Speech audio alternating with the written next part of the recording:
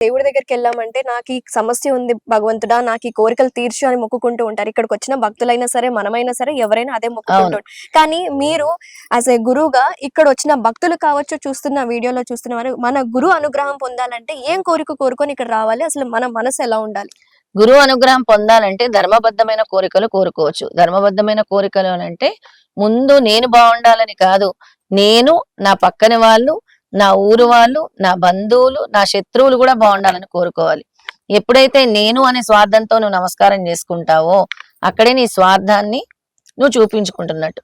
నేను కాకుండా మనము అని ఎప్పుడైతే నువ్వు సంబోధించి మొదలుపెట్టి గురువుకి నమస్కారం చేసుకుంటావో తప్పకుండా స్వామి నీకు దగ్గర అవుతూ ఉంటాడు. ఓకే. నేను కాదు మనము అని కలుపుతూ వెళ్ళమంటారు.